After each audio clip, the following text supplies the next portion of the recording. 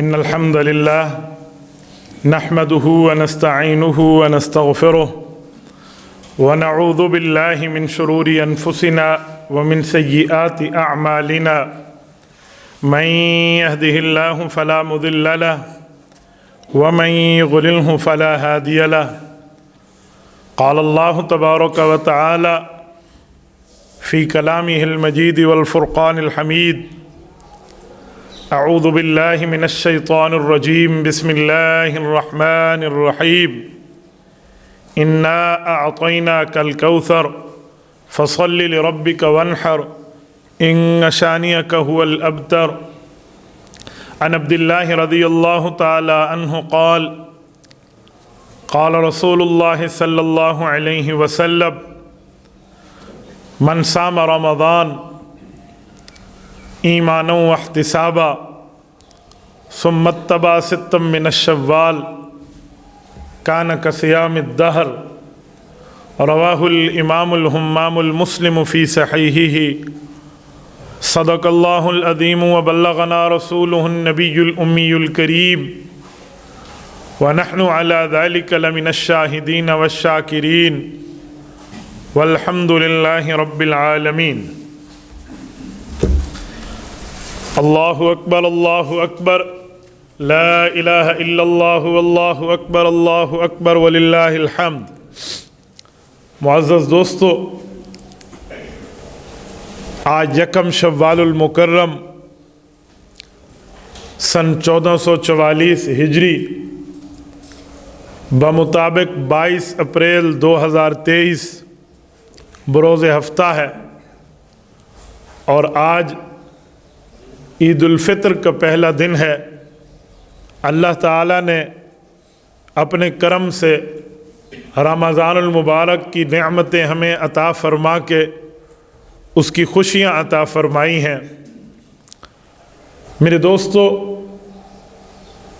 بعض چیزیں تہوار کے طور پہ منائی جاتی ہیں جس کے منائے جانے کا مطلب اس قوم کی شناخت، اس قوم کا تعارف ہوا کرتا ہے.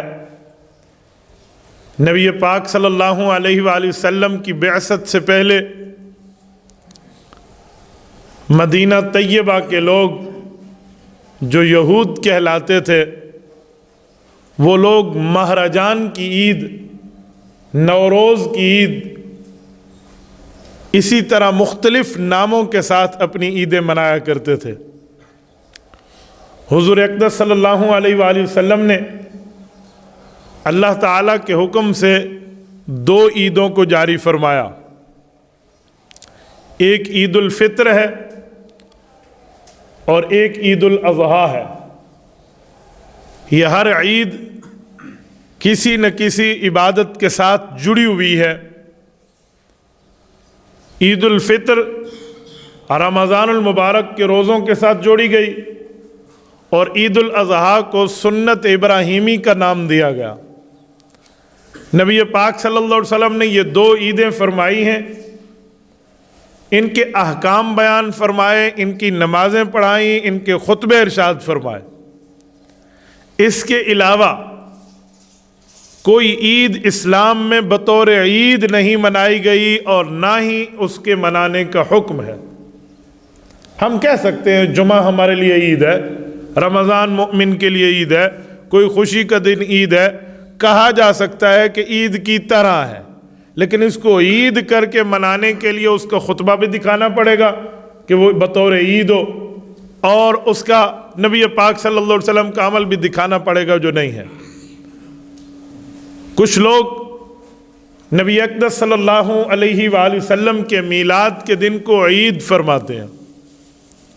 تو میں ایک جملہ سمجھانے کے لیے کہتا ہوں، نبی پاک صلی اللہ علیہ وسلم کا دنیا میں تشریف لے آنا ایک عید تو کیا، لاکھوں اور کروڑوں عیدیں اس پر قربان ہیں، لیکن اس کو عید کے طور پہ منانے کا حکم شریعت میں نہیں ہے. یعنی اس سے بڑھ کے نعمت ہمارے پاس اور کیا ہوگی جب نبوت دنیا میں تشریف لائیں، پر اس کو بھی لفظ عید کے ساتھ نبی علیہ الصلوۃ والسلام نے بیان نہیں فرمایا، چاہے خوشیاں اس کی عید سے بڑھ کے کیوں نہ ہو. نبی پاک صلی اللہ علیہ وسلم کا دنیا میں تشریف لانے کا ایک مسرت اور خوشی کا پیغام لاکھوں کروڑوں عیدوں سے بڑھ کے ہو، پر عید اسلام میں عید الفطر ہے اور عید الاضحیٰ ہے۔ اس کو ہم بطور تہوار، بطور تعارف، بائی انٹروڈکشن اس کو جو ہے نا سیلیبریٹ کیا جاتا ہے۔ اور میرے دوستو، عید کی خوشی یہ اللہ تعالیٰ کا حکم ہے اور نبی پاک صلی اللہ علیہ وسلم کا عمل ہے۔ کچھ لوگ عید الفطر کے دن خوشی کا اعلان نہیں کرتے، بھئی ہمارے ہاں کوئی فوتگی ہو گئی ہے۔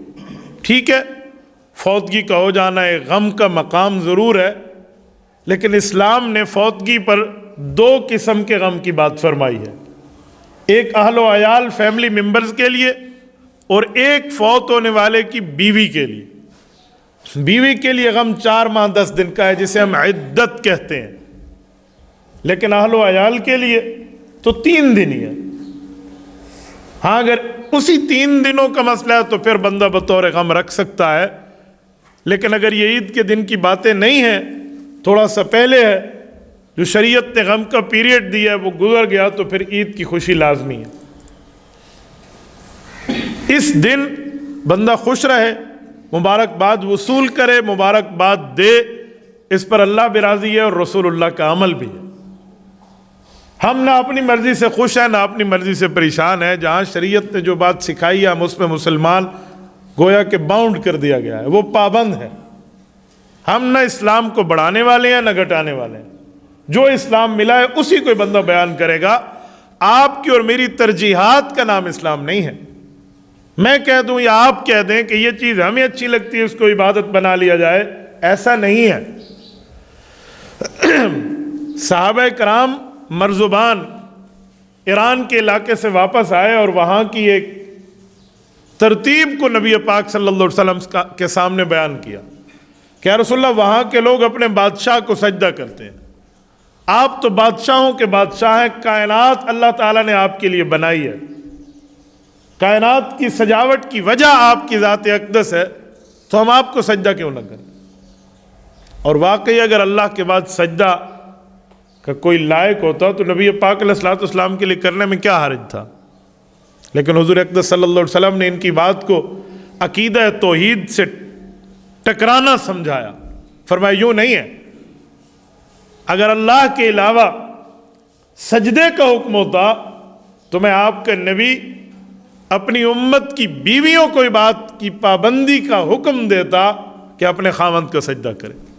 لَأَمَرْتُ النِّسَاءَ أَن يَسْجُدْنَ لِأَزْوَاجِهِنَّ، فرمایا لیکن اللہ کے علاوہ سجدے کا حکم نہیں ہے تو میں نے انہیں بھی سجدے سے منع فرمایا کہ آپ غیر اللہ کا سجدہ نہیں کر سکتے۔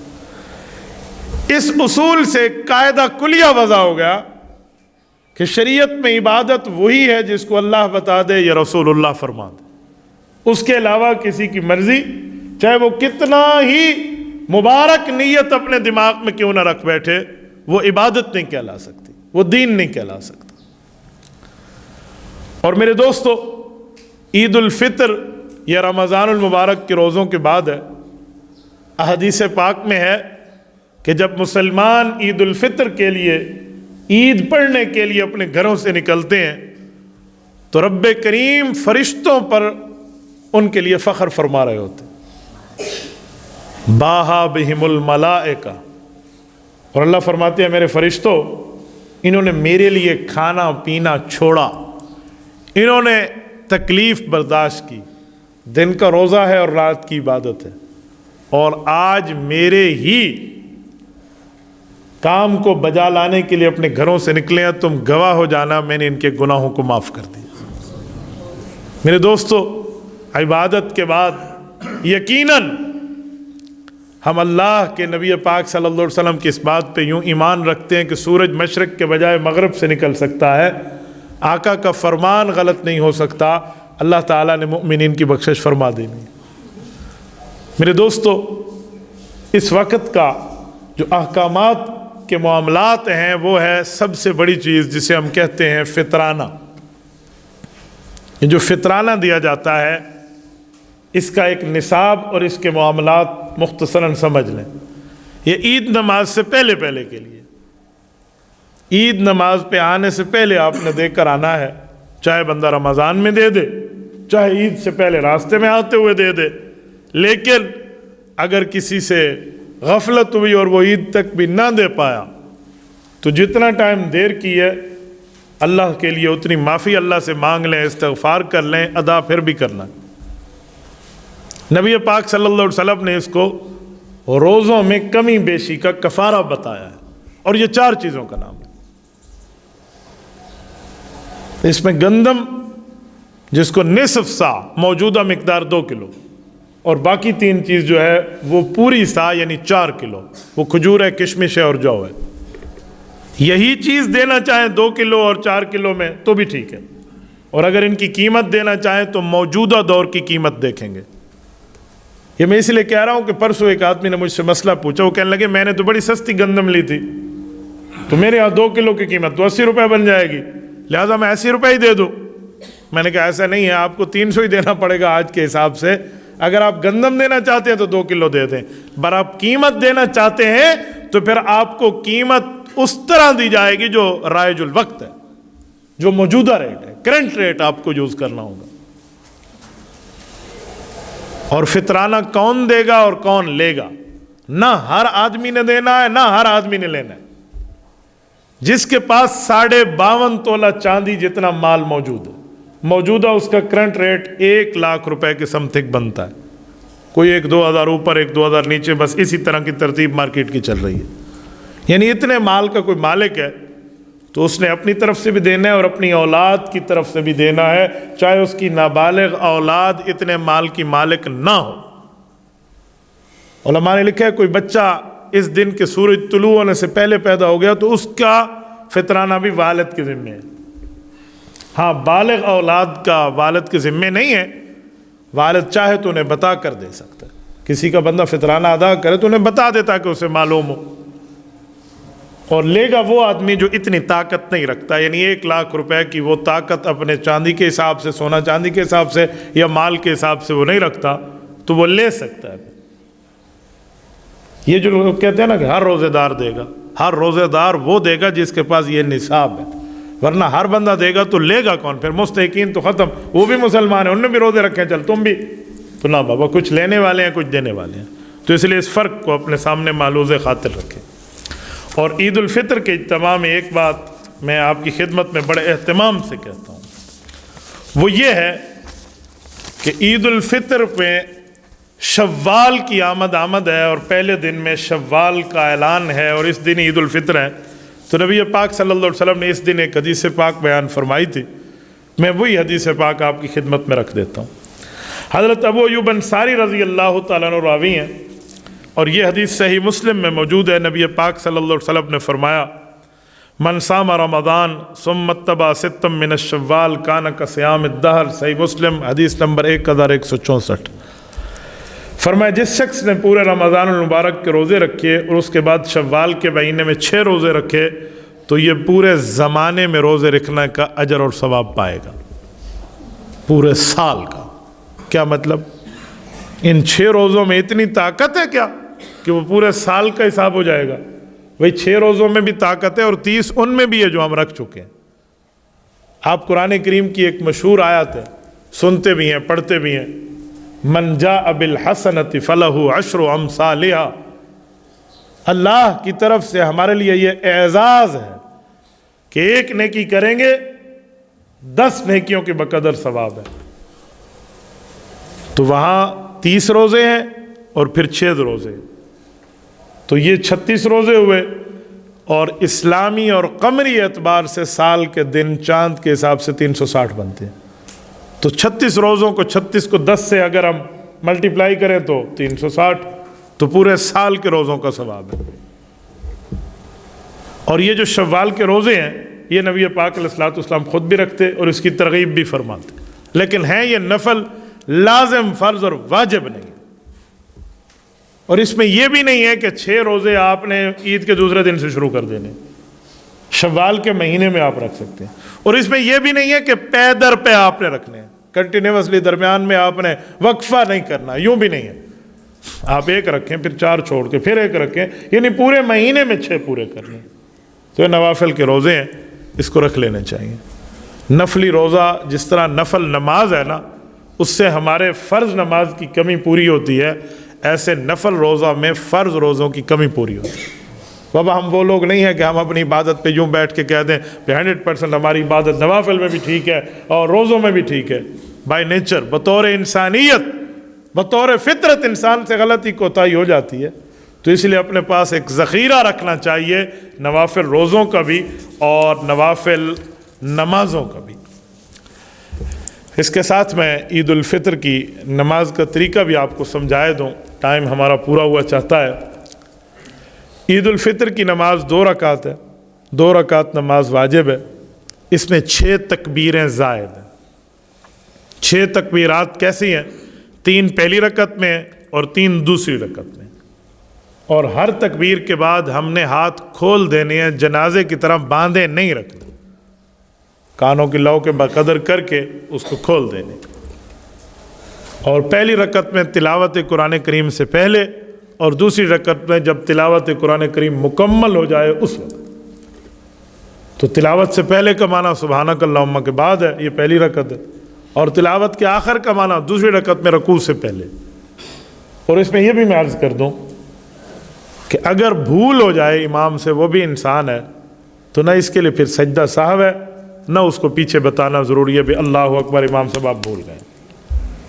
تو جس شریعت نے ہمیں تکبیرات پڑھنے کی ذمہ داری دی ہے، اس نے بھولنے پر ہمیں معاف ہونے کی چھٹی بھی دی ہے۔ اس لیے آپ اور ہم میں سے کوئی یہ بندہ بات نہ کرے کہ جی بھول گئے تو نماز نہیں ہوئی، تو دونوں مسئلے شریعت کا جزو ہیں۔ اسی عنوان پر تیسری بات آپ کی خدمت میں کروں، اس وقت کا جو چاند ہے وہ تھوڑا سا ہمیں باریک کے بجائے موٹا سا نظر آئے گا۔ اس پر یہ شکوک آپ نے نہیں رکھنے کہ بھئی ایک عید والے دن ہمیں روزہ رکھوا دیا گیا۔ اس کو سائنسی لحاظ سے بھی اور شرعی لحاظ سے بھی میں آپ کی خدمت میں سمجھائے دیتا ہوں۔ جس وقت چاند کی پہلی ہوتی ہے اس سے پہلے سائنسی زبان میں اس کو چاند کی پیدائش کہتے ہیں۔